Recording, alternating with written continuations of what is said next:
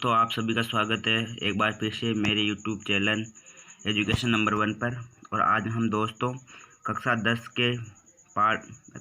का पार्ट 1 भोजन व मानव स्वास्थ्य के बारे में चर्चा करेंगे तथा इसके कुछ इंपॉर्टेंट पॉइंट भी देखेंगे तथा जो एग्ज़ाम के लाइक जो क्वेश्चन है हम उस पर डिस्कशन करेंगे। इसके साथ ये पॉइंट बहुत इंपॉर्टेंट है और ये नोट्स बहुत इंपॉर्टेंट है। कृपया मैं आपसे चाहूँगा कि आप इस नोट्स ज़रूर बना लें।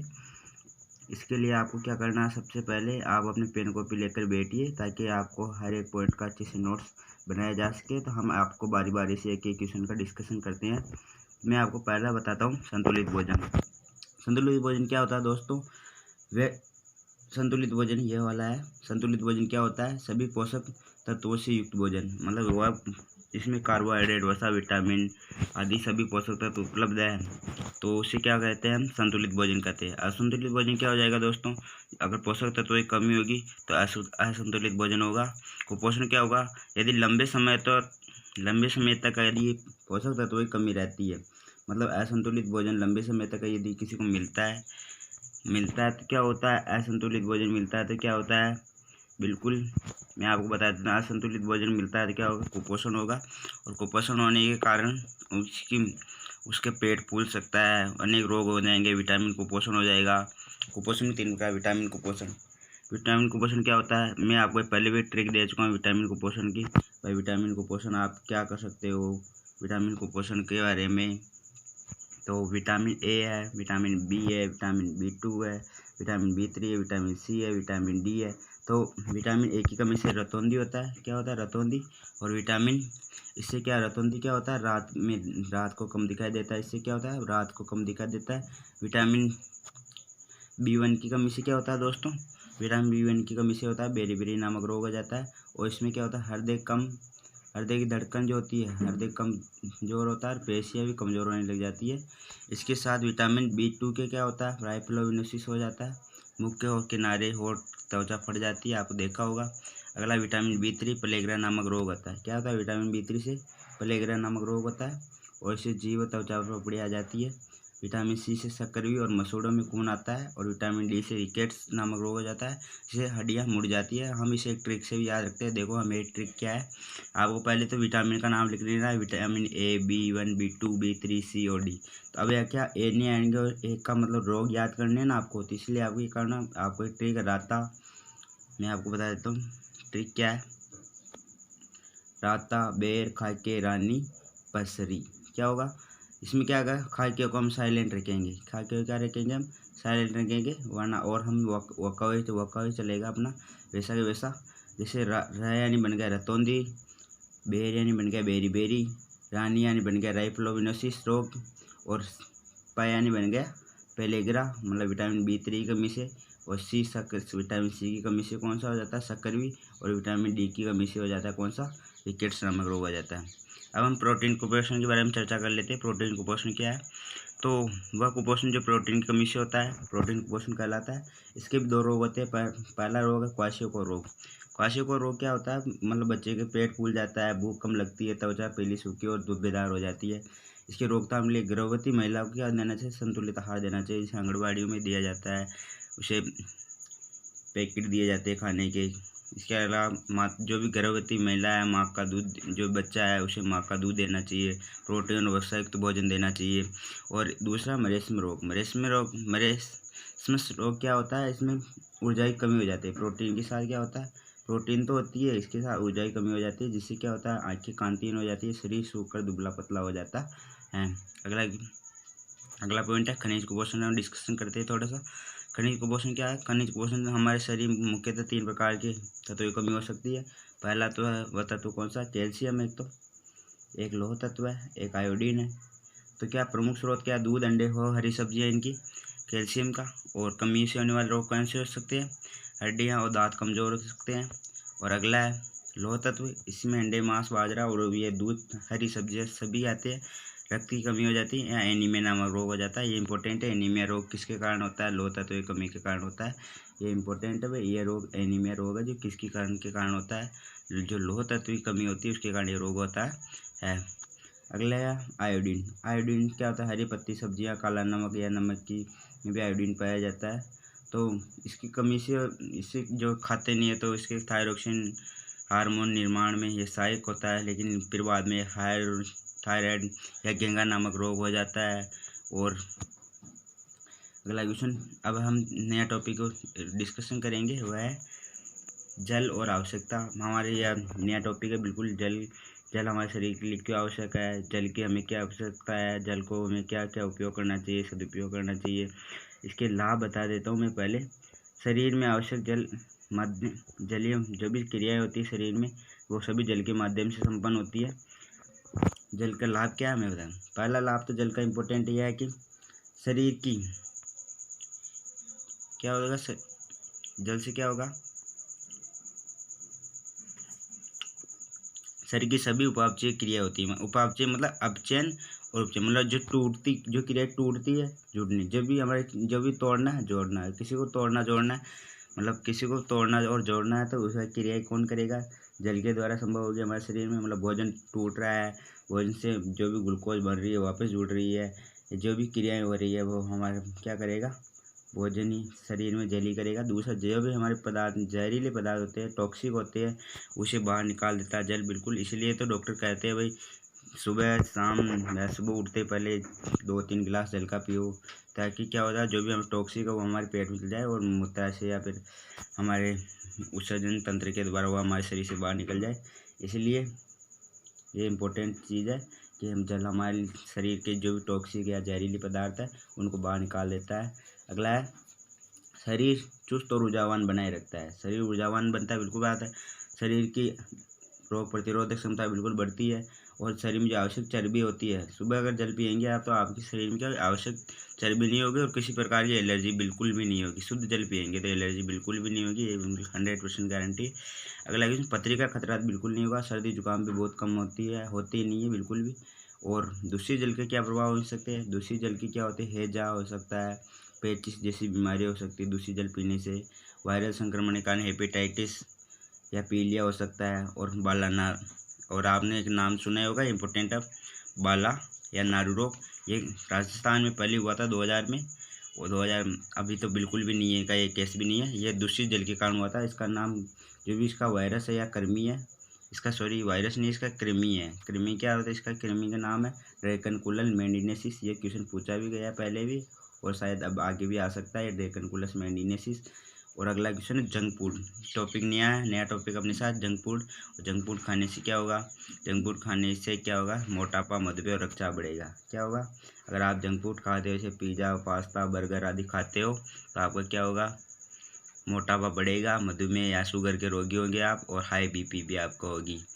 अब हाई बीपी आप देख लेते हैं, रक्तचाप क्या होता है। रक्तचाप क्या होता है, जब भी रक्त वाहिनियाँ होती है और जो बहते हैं, जो रक्त बहता है, जो उसकी रक्त वाहिनियाँ जो रक्त बहता है या रक्त बहते हुए जो दाब लगाया जाता है उसे क्या कहते हैं, रक्तचाप कहते हैं। और इसका मिनिमम दाब हमारे बॉडी में होता है 120 से 80 mm के बीच में होता है, मिलीमीटर के बीच में होता है। और उच्च रक्तचाप क्या होता है, हृदय की दीवारों पर अधिक दाब लगाता है। क्या लगाता है, हृदय की जो हृदय रक्त वाहिकाएँ हैं, धमनी या सिराई, उन पर क्या लगाता है, ज़्यादा दाब लगाता है। ये बिल्कुल सही बात। अगला किस पॉइंट है, रक्तचाप को मापना, रक्तचाप मापिए, बिल्कुल सही बात है, बिल्कुल ये।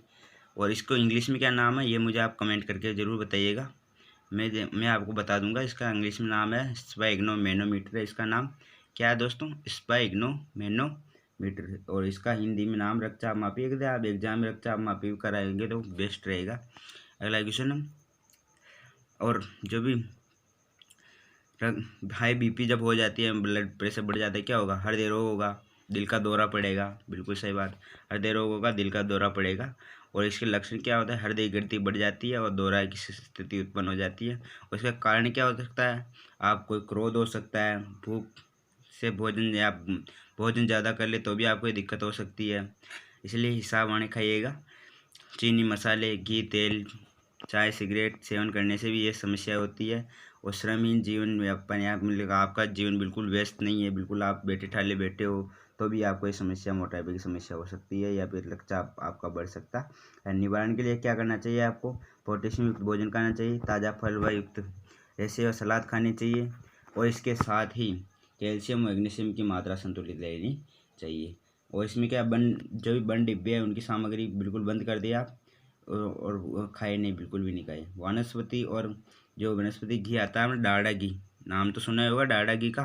डालडा घी को क्या हुआ, आपको बिल्कुल भी परहेज करना है। डालडा घी और मदिरा पान मतलब शराब का भी परहेज करना है। अगला क्वेश्चन, नियमित व्यायाम करना चाहिए, योग ध्यान और प्राणायाम रोज करें। इसके साथ नशीले पदार्थ। अब हम नया टॉपिक लेते हैं, नशीले पदार्थ। पहला गुटखा, और इसका क्या होता है, गुटखा इसका प्रयोग से क्या होता है, शरीर बहुत नुकसानदायक होता है, और गुटखे प्रयोग से शरीर बहुत नुकसानदायक हो जाता है। तो हम क्या करेंगे, इससे कौन सा रोग होता है, सेम्यूकस फाइब्रोसिस नामक रोग होता है। यह रोग से क्या होता है, जबड़ा ठीक से नहीं खुलता है। जो भी हमारा बॉडी जबड़ा होता है ना, वो ठीक से नहीं खुलता है इस रोग के कारण। कौन से इंपॉर्टेंट भी है भाई, नशीले पदार्थ या गुटखे के सेवन से कौन सा रोग होता है, तो वह सेम्यूकस फाइब्रोसिस। क्या, इससे क्या होता है, जबड़ा बिल्कुल ठीक से नहीं खुलता है, और कैंसर होने की संभावना बिल्कुल 100% हो जाती है।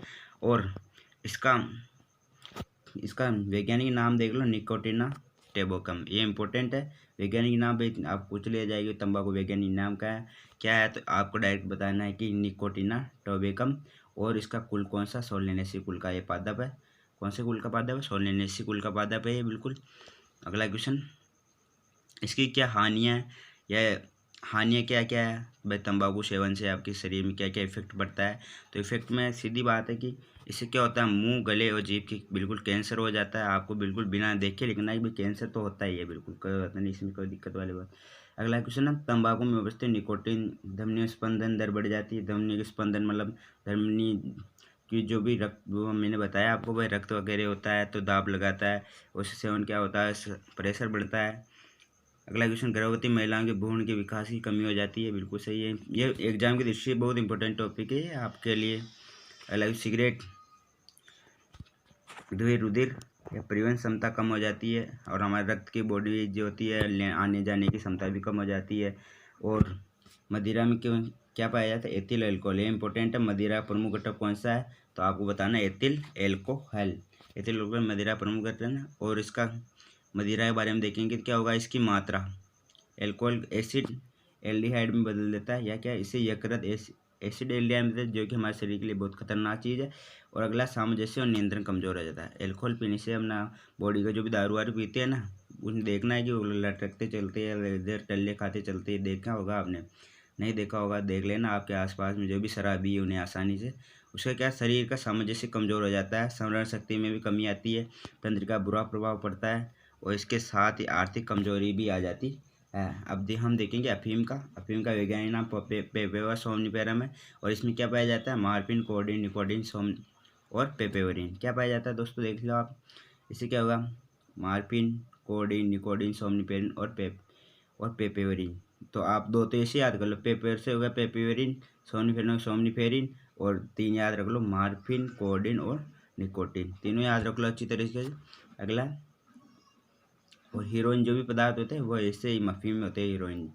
और अगला कुप्रभाव क्या होगा, शरीर की प्रतिरक्षक क्षमता या आरबीसी बिल्कुल कमज़ोर हो जाएगी। इससे आप बहुत ज़्यादा रोग से ग्रसित हो सकते हो, कभी भी कार्य करने की क्षमता भी इससे कमज़ोर होती है। और इसमें अन्य पदार्थ भी हो सकते हैं नशे में, कोकीन है, भांग है, चरस, गांजा, हशीश, या LSD, ये भी एक दवाई है। इसका पूरा नाम है लार्सर्जिक एसिड डाई इथाइल एमाइड। अगला है व्यसन, नशीले पदार्थ की शारीरिक मानसिक निर्भरता क्या कहलाती है, व्यसन कहलाती है। और नशीले पदार्थ पर भारी होना, अपराध की प्रवृत्ति बढ़ना, आवश्यक सामाजिक मृत्यु होना, आर्थिक हानि या शारीरिक हानि होना, जो आर्थिक या शारीरिक हानि होती है वो भी व्यसन के कारण। व्यसन के भाई, नशीला जो आदमी ज़्यादा भाई नशे पर डिपेंड रहता है तो क्या करेगा, नशा करने के लिए कुछ भी कर सकता है वो, रोग प्रतिरोध क्षमता की कमी होगी, कैंसर तो होगा ही होगा, गुर्दे खराब होंगे। और अगला, खाद्य पदार्थ मिलावट, अगला टॉपिक है, लास्ट टॉपिक अपना। और इसके साथ हमारे पार्ट, इस छोटे से वीडियो में पूरा पार्ट कंप्लीट हो जाएगा। देखो मैंने कितना अच्छा तरीके से आपको बताया है कि पहला पार्ट एक ही वीडियो में कंप्लीट करने का पूरा प्रयास किया, हर टॉपिक इंपॉर्टेंट टॉपिक मैंने उठा लिए। अगला, खाद्य पदार्थ मिलावट। और आजकल क्या होता है, खाद्य पदार्थ जो सस्ते आते हैं, कौन कौन से हर खाद्य पदार्थ मिलावट की जाती है जो हमारी इस बुक में है, उसके बारे में हम लिख लेते हैं। हमने एक सारणी बना ली, आप भी इसको सारणी में उतार लीजिए। और पहला है कोल्ड ड्रिंक। कोल्ड ड्रिंक में क्या क्या मिलावट हो सकती है? फास्फोरिक अम्ल की हो सकती है, एथिलीन ग्लाइकोल की हो सकती है, तथा शीशा मिलाया जाएगा। क्या जाएगा? 0.4 ppm शीशा मिलाया जाता है इसमें। और यह क्या होता है? इसके दुष्प्रभाव, यह दांतों को गला देता है, पानी को 0 डिग्री तक नहीं जमने देता है, ये मस्तिष्क, लीवर और गुर्दों के लिए बहुत खतरनाक हमारे लिए। अब दूध में क्या मिलाया जाता है? अब नकली दूध बनाया जाता है। नकली दूध में क्या क्या होता है मैं बता देता हूँ आपको। Detergent, soda, poster, colour, refined, glucose और नकली दूध तैयार किया जाता है। लीवर, गुर्दे भी इससे प्रभावित होते हैं। अगला, सब्जियों को ताज़ा दिखाने के लिए लेड, कॉपर, विलिन का छिड़काव किया जाता है। लीवर और गुर्दे से प्रभावित होते हैं। और अगला गोपी। गोपी में क्या किया जाता है? सफ़ेदी के लिए सिल्वर नाइट्रेट का, मतलब AgNO2 का क्या किया जाता है? इसमें छिड़काव किया जाता है, जिससे क्या होता है? लीवर, गुर्दे प्रभावित होते हैं। AgNO2 का छिड़काव किया जाता है, जिससे क्या होता है? लीवर और गुर्दे प्रभावित होते हैं और हमारा शरीर बिल्कुल काम करना बंद कर देता है। और इसके साथ अगला एक टॉपिक एक और है, BMI। BMI क्या है? यह है शरीर भार सूचकांक। इसका फुल फॉर्म पूछ सकता है कि आपसे, BMI क्या है? शरीर भार सूचकांक है। और मानव शरीर की लंबाई व भार का अनुपात क्या होता है? BMI होता है।